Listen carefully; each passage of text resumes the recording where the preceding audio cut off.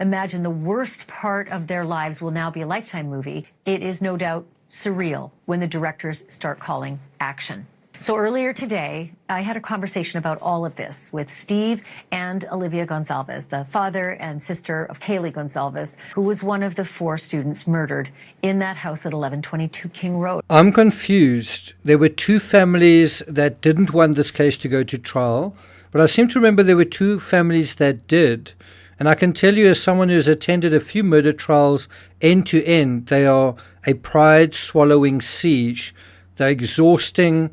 They require stamina, not just for weeks on end, but often for years. One thing you often see at murder trials is the evidence on screen, sometimes for days on end. A lot of dirty washing is aired, a lot of grisly evidence makes the headlines day after day and night after night, on and on for weeks. And yet, here you have a section of the victims' representatives who wanted the case to go to trial. Are they objecting to a Lifetime movie coming out? My sisters they're not a headline, they're not a Lifetime movie. And I get incredibly frustrated at the scripted aspect of it, right? We've experienced this in real time, and it's very, very much far from something that is specifically made for an entertainment purpose. I got nightmares in my head, I fear. Thoughts build up until I can't feel. My mind fills up into a creature, and it haunts me somewhere much deeper. I got nightmares in my head, I fear.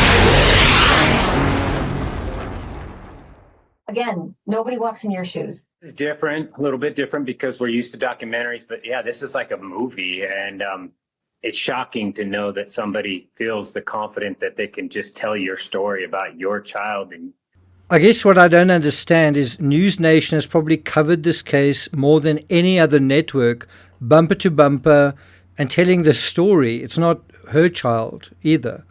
I literally can't tell anymore what the higher moral ground is. Is the higher moral ground now that we shouldn't still be talking about this case because it traumatizes the families? But I mean, that is exactly what is going on in this particular interview. Or is it that we shouldn't be making movies for the same reason? But the other side of the whole coin was, remember there was a gag order where the court was actually trying to actively discourage talking about the trial.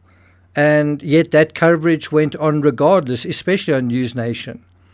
The other thing I'm not really sure about is, I guess I don't understand that if you prefer there's a trial, but prefer there's not a Lifetime movie that's on basically once. A trial goes on for weeks and weeks and often years. There's a Lifetime movie that's on once and you don't have to watch. But you'd prefer the trial but not the Lifetime movie. I'm not sure I understand that. I do understand this idea that true crime isn't entertainment. Are you not entertained? Are you not entertained? Is this not why you are here?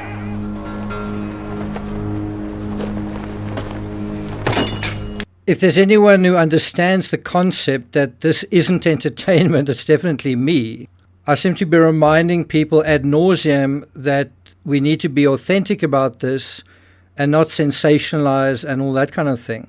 And I come from the position of having studied law, and I'm treating this, a lot of these cases I'm treating as how you would prosecute the evidence. But I want to turn this whole discussion over to you. Do you notice that it seems a little incoherent? It seems a little of a contradiction, this approach, or am I imagining something? Well, before we get to that, if you haven't subscribed to the channel, please do. If you're finding this analysis worthwhile, please do hit the thanks button and let's get started. Some of you, I know the story. After I actually went to Moscow myself, went to the house myself, I actually made a decision that I wasn't going to continue covering it. And the reason wasn't so much out of consideration for one half of the set of the victims' families who felt a certain way.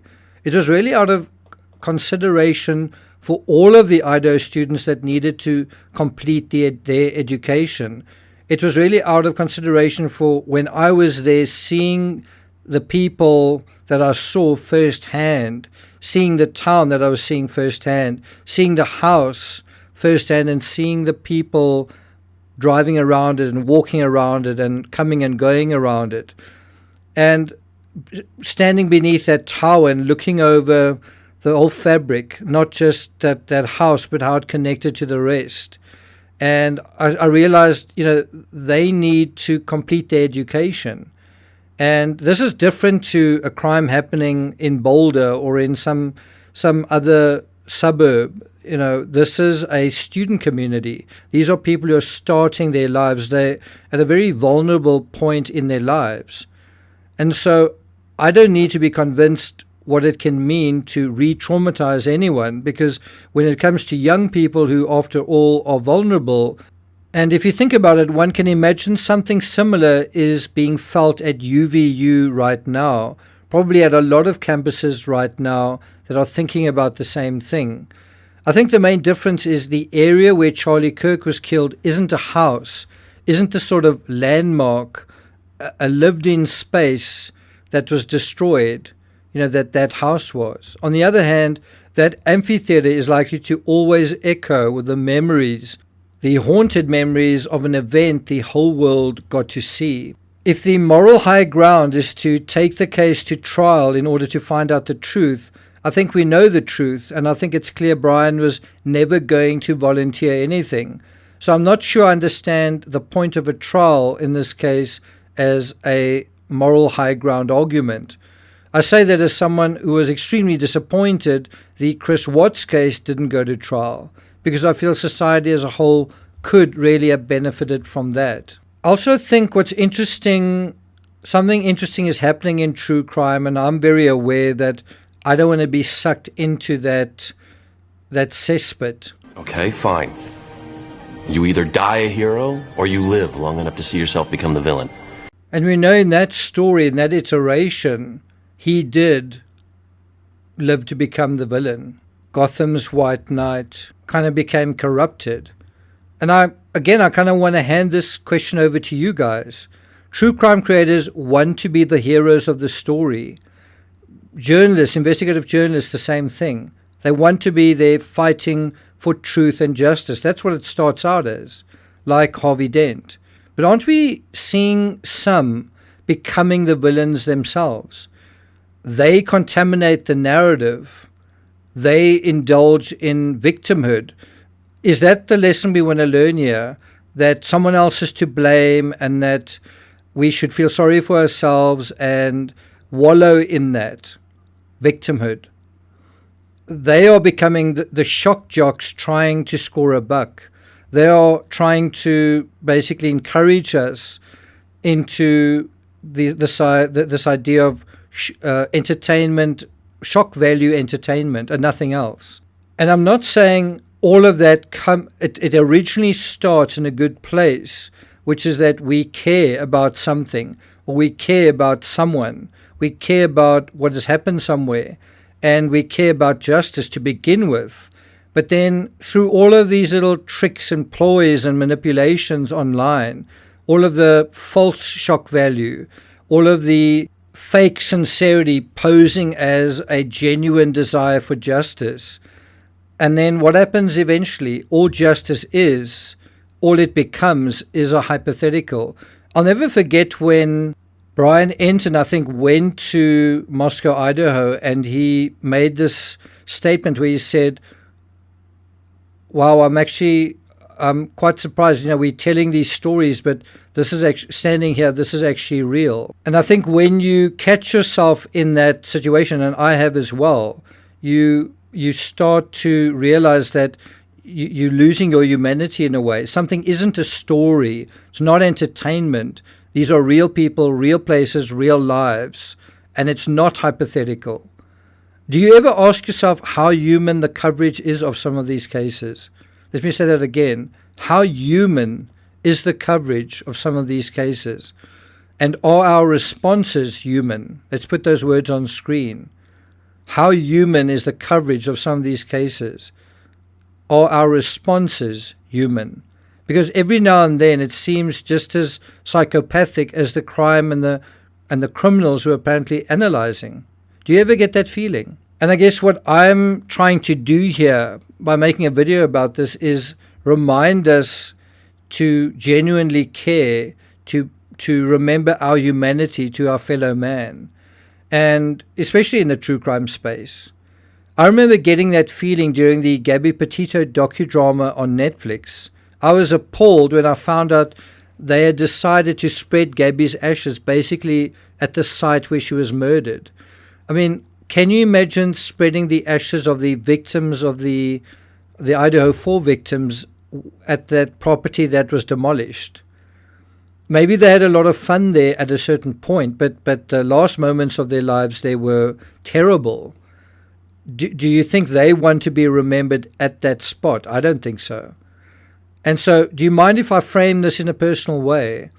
If you died a violent death somewhere at the hands of some particular person and you had a choice, I mean, after death, would your choice be to have your ashes strewn where that other person murdered you, where those final moments of your life were claustrophobic, panic-filled, and unbearable? And I've got to say, Gabby Petito had such a huge impact on me that I went to visit all the places that she did. Bryce Canyon, Zion National Park, the Bonneville Salt Flats, and the Grand Tetons, and they took my breath away. Yes, the Grand Tetons are stunning, but for Gabby, that place was the place where she experienced the worst experience of her entire life. And you want to spread her ashes there. Why not at Yosemite, where she planned to go? Or the Redwoods in Oregon, where her journey was going to end? And I kind of visited those places in a sense, knowing that she wanted to go to them as well. But also, they were places I wanted to go. It's just my opinion, but it feels like a lack of ability to intuit another person's inner world. It's worrying. It's not very edifying. It seems to reveal elements of our society that are so superficial, even when the mission is to think and feel how someone else is feeling. All they can do is think and feel what they are feeling. And I think the source of this, or one of the sources of this, is narcissism, a worse narcissism that is spreading across the world than we've ever seen. And if you think about this inability to intuit how someone else is feeling, and when you try to do that, all you think is how and feel what you are feeling, well, that is pretty much a description of the murderers in these cases. And it is possible to murder people by telling false stories about them in their name. For my part as a storyteller, I think there's something worthwhile in storytelling that goes beyond mindless, brainless, constant coverage. When you tell the full story, you attempt to connect to something. And that's not easy, and it doesn't always work. But there is for sure catharsis in that sort of storytelling. And I've felt that in courtrooms as well. There's a certain point where when that evidence comes out, there's catharsis, there's a kind of healing. But that's one thing. You know, there can be a few authentic moments sprinkled inside of a true crime investigation, but gnawing endlessly on the bone of facts and analysis isn't catharsis. Cheerleading the victimhood of something isn't catharsis either. In this case, I'm not really trying to represent the interests of the victims' families. Lord knows they can, and some are representing their own. But I do think we can be custodians of our own society, and some of the ways to healing is through drama, not regurgitation, not sensation. Remember, drama is a form of performance that involves conflicts, emotions, and the portrayal of human experiences through dialogue and action. I'm talking about more kind of intuitive approach. Will Lifetime succeed in doing this particular story justice? Whatever that is, and whatever that means, well, that is another story. Anyway, I'd be interested to hear your thoughts on this tricky subject. All right, I'm not going to take it further than that. Thank you for listening, and I'll see you guys next time.